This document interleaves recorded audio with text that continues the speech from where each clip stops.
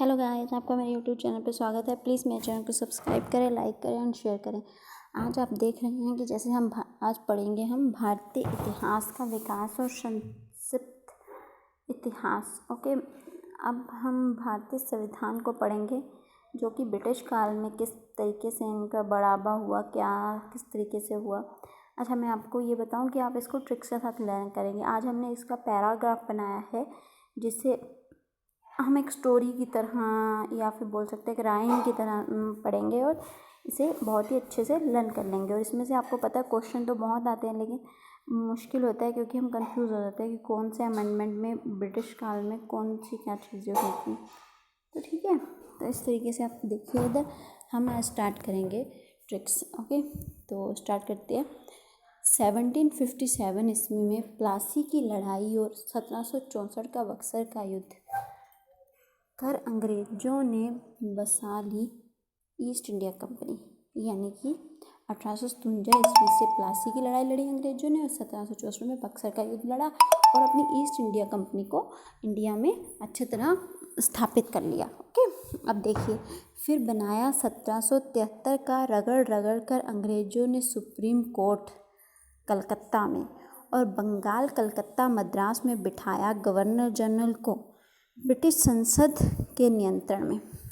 यानी कि 1773 में रेगुलेटिंग एक्ट आया, उसमें अंग्रेजों ने कलकत्ता में एक सुप्रीम कोर्ट की स्थापना करी और बंगाल कलकत्ता तथा मद्रास में गवर्नर जनरल की नियुक्ति करी। ओके, और ये सब ब्रिटिश संसद के नियंत्रण में होने लगा अब। ओके, सिर्फ यहाँ पे सिर्फ ब्रिटिश संसद का नियंत्रण था और कुछ नहीं था। ओके, अब नेक्स्ट देखिए। 1784 ईस्वी में लोगों को पीट पीट कर दोहरा शासन बनाया। एक जगह कोर्ट में डायरेक्टर को व्यापार के लिए बिठाया और बोर्ड में कंट्रोलर को राजनीति करने के लिए बिठाया। यानी कि 1784 ईस्वी में पीट्स इंडिया एक्ट आया। ओके, पीट्स इंडिया एक्ट आया 1784 में, और इसमें दोहरा शासन लाया है। ब्रिटिश संसद ने इसमें दोहरा शासन लाया, जिसमें एक जगह उन्होंने कोर्ट ऑफ डायरेक्टर्स बनाए व्यापार करने के लिए और दूसरी तरफ उन्हें बोर्ड ऑफ कंट्रोलर्स बनाए राजनीति करने के लिए। ओके, तो आप इसे बहुत ही आसानी से लर्न कर सकते हैं कि 1764 में 1764 में पीस इंडिया एक्ट आया, जिसमें दोहरा शासन लाया गया। Court of directors and board of controller. Court of directors को व्यापार करने के लिए बिठाया गया और बोर्ड ऑफ कंट्रोलर को राजनीति करने के लिए। ओके, अब हम देखेंगे नेक्स्ट। ओके, ये देखिए, फिर 1793 में चार्टर बनाकर कंपनी ने लोगों का वेतन होगा इंडिया के ऊपर भार। अब क्या किया ईस्ट इंडिया कंपनी ने? उन्होंने क्या किया कि एक चार्टर बनाया। ब्रिटिश संसद ने पार्लियामेंट में वहाँ पे अब चार्टर बनाया कि अब ईस्ट इंडिया कंपनी के लोगों का जो भी वेतन दिया जाता है वो इंडिया के राजस्व से दिया जाएगा। ओके, तो नेक्स्ट देखिए, फिर 1813 को बढ़ा दिया कंपनी का व्यापार इंडिया से 20 वर्षों के लिए संसद ने। लेकिन अब सिर्फ नहीं है कंपनी का अधिकार इंडिया पर। लेकिन यहाँ पे बात यह आ गई कि 1813 ईस्वी में ब्रिटिश संसद ने कंपनी के अधिकार को इंडिया के साथ 20 वर्षों के लिए तो बढ़ा दिया, लेकिन कंपनी का अधिकार अब इंडिया पर सिर्फ कंपनी का अधिकार नहीं है बल्कि ब्रिटिश संसद का अधिकार भी उन्होंने डाला है अब यहाँ पे 1813 में। देखिए आगे, पूर्व के देशों और चीन के साथ चाय के व्यापार को बढ़ा दिया। ओके, 20 वर्षों के लिए, और कुछ शर्तें लगाई संसद ने इंडिया के साथ व्यापार करने को लेकर कंपनी के ऊपर। देखिए 1813 में संसद ने क्या किया, जो ब्रिटिश संसद है उन्होंने क्या किया कि कंपनी का इंडिया के साथ 20 वर्षों के लिए व्यापार को बढ़ा दिया। और फिर उन्होंने इंडिया के साथ कंपनी का एकाधिकार छीन लिया। यानी कि अब सिर्फ कंपनी का ही अधिकार नहीं था इंडिया पे, बल्कि ब्रिटिश पार्लियामेंट का अधिकार भी था इंडिया पे। ओके, उसके बाद उन्होंने पूर्व के देशों और चीन के साथ तो चाय के व्यापार को बढ़ा दिया 20 वर्षों के लिए कंपनी को, और उस पर भी लेकिन उन्होंने कुछ शर्तें लगाई। ठीक है, फिर उन्होंने कुछ शर्तों के बाद इंडिया के साथ व्यापार करने को लेकर कंपनी के ऊपर कुछ शर्तें लगाई उन्होंने। ओके, यहाँ पे आ जाएगा कि इंडिया के साथ व्यापार करने को लेकर कंपनी के ऊपर पार्लियामेंट ऑफ ब्रिटिश ने कुछ शर्तें लगा दी। ओके, अब नेक्स्ट देखिए, 1813 में कंपनी के साथ हुआ बुरा, संसद ने किया पूर्ण अधिकार व्यापार का, इंडिया के साथ खत्म और संसद खुद आई बंगाल के गवर्नर को बना दिया इंडिया का गवर्नर और अधिकारों को बांटने के लिए आयोग बनाया। अब तो इंडिया में शासन बाकी रह गया संसद का। यहाँ पे ये कहना चाहता है कि 1813 में बस इंडिया का शासन ही करना इंडिया में जो ब्रिटिश पार्लियामेंट है उनका सिर्फ शासन करना ही बाकी रह गया था, बाकी उन्होंने सब काम कर लिए थे। अब देखिए उन्होंने क्या किया कि उन्होंने जो कंपनी थी उसका एकाधिकार पूरी तरह से समाप्त कर दिया और अब ब्रिटिश संसद ने अपने अंडर ले लिया व्यापार को। इंडिया में जो भी ब्रिटिश लोग व्यापार करते थे उनको अपने अंडर ले लिया ब्रिटिश पार्लियामेंट ने। ओके, उसके बाद उन्होंने बंगाल के गवर्नर जनरल को इंडिया का गवर्नर जनरल बना दिया। जो सिर्फ पहले बंगाल का गवर्नर कहा जाता था अब उसे इंडिया का गवर्नर जनरल कहा जाने लगा। तो इंडिया का गवर्नर जनरल कब कहा जाने लगा था गवर्नर जनरल को? 1813 ईस्वी में। ओके, 1813 ईस्वी का जो अधिनियम आया था उसके अंडर इंडिया को गवर्नर जनरल को इंडिया का गवर्नर जनरल बना दिया गया था। ओके, तो अब बस इंडिया पे ब्रिटिश पार्लियामेंट का सिर्फ जिसे कहते हैं कि सिर्फ शासन करना बाकी रह गया था, बाकी उन्होंने सब कुछ अपने कंट्रोल में ले लिया था। ओके, अब नेक्स्ट देखिए, 1853 में 53 सरकारी पद पाने के लिए परीक्षाएं देनी होंगी। 1853 में यहाँ पे ये बोला गया कि सरकारी पद पाना है ना, अगर किसी ने भी इंडिया वालों ने भी पाना है तो उन्हें परीक्षा देनी होगी, उसके बाद वो वहाँ पे सरकारी पद पा सकते हैं।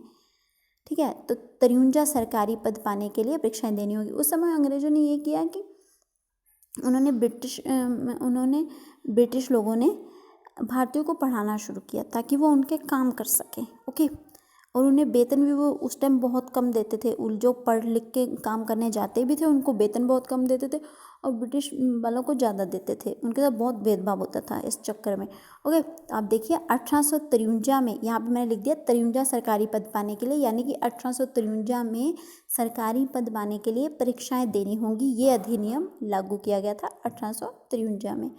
अब देखिए आगे, खूब लड़ी 1857 में झांसी की रानी ने खूब अंग्रेज़ों को जैसे कहते हैं कि मज़ा चखाया था 1857 के युद्ध में। उसके बाद फिर क्या हुआ, 1858 में एक फिर अधिनियम आया जिसमें आगे देखिए, फिर आ गई 1858 में ब्रिटिश संसद की बारी और सब अधिकार गए ब्रिटिश क्राउन के अंडर। अब तो पहले मंत्री पद बनाया और फिर 15 सदस्यों की मंत्री परिषद। अब तो इंडिया पर ब्रिटिश संसद करेगी शासन, यानी कि 1858 से ब्रिटिश संसद ने अपना शासन शुरू कर दिया है इंडिया पर। ठीक है, तो जो मतलब कि उनका क्राउन था, महारानी विक्टोरिया का क्राउन, उसके अंडर चला गया अब तो 1858 में सब कुछ। ओके, देखिए अब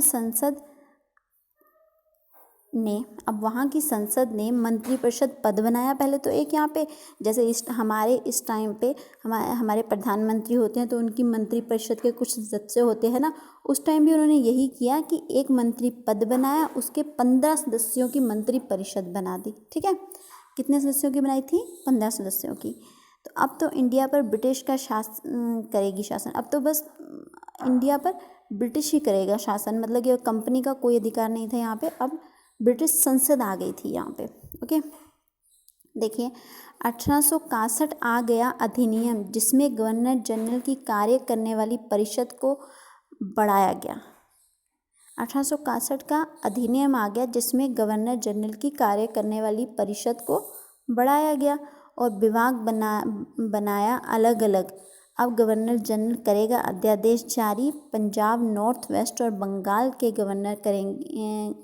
बंगाल में गवर्नर करेगा नियुक्ति विधान परिषद की।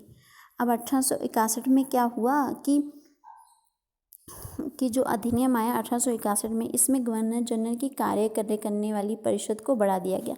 यानी जो करने वाली परिषद थी ना, कार्य करने वाली परिषद, उसमें कुछ सदस्यों को और ऐड कर दिया गया होगा और विभाग बनाया गया अलग, और एक विभाग बना दिए गए अलग अलग कार्य करने के लिए इंडिया में। जैसे हमारे यहाँ पे अब होते हैं ना, कई सारे विभाग बना दिए जाते हैं ताकि ढंग से कार्य किया जा सके सरकार के द्वारा,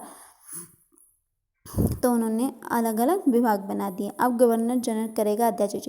अब 1861 में ही गवर्नर जनरल को अध्यादेश जारी करने का अधिकार मिल गया। यानी कि आपको ये अच्छे से लर्न रखना है कि 1861 में ऐसे भी आप इसको लर्न कर सकते हैं कि 61 अध्यादेश जारी कर सकता था गवर्नर। कितने? 61 अध्यादेश जारी कर सकता था। अब गवर्नर तो 1861 अध्यादेश जारी कर सकता था गवर्नर। फिर उन्होंने क्या बनाया कि पंजाब नॉर्थ वेस्ट प्रांत, जो भी उत्तर पश्चिम प्रांत होगा, और पंजाब बंगाल में गवर्नर करेगा नियुक्ति विधान परिषद की। ठीक है। अब जो भी पंजाब नॉर्थ वेस्ट प्रांत और बंगाल में गवर्नर को विधान परिषद की नियुक्ति करनी पड़ेगी। जैसे हमारे यहाँ पे अब विधान परिषद और विधानसभा है, तो उस टाइम उन्होंने बोला कि विधान परिषद की नियुक्ति होगी सिर्फ पंजाब और उत्तरी पश्चिमी प्रांत और बंगाल में। ठीक है। तो गाइस, आज का वीडियो इतना ही लंबा रखते हैं। नेक्स्ट वीडियो में इसी प्रकार की जानकारी पाने के लिए प्लीज़ मेरे चैनल को सब्सक्राइब कर लीजिएगा और शेयर एंड लाइक कर दीजिएगा। आपका सपोर्ट मेरे लिए बहुत ज़रूरी है। Then please share and subscribe. आपको ये अच्छे से लर्न हो जाएगा। अगर आप इसे 2-3 बार रिपीट करेंगे तो ऑब्वियसली आपको ये अच्छे से लर्न हो जाएगा। अगर आपको कोई भी प्रॉब्लम आए तो आप मुझे कमेंट करके बता सकते हैं, और प्लीज़ मेरे चैनल को सब्सक्राइब कीजिएगा। Thank you very much.